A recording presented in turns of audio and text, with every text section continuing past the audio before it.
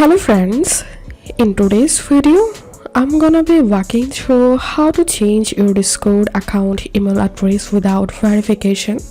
So launch your Discord and click on user settings, select my account, and here you'll find email address. So you have to click on edit. So here is no option to change or update your email address without verification. So you must have to verify your email address to change.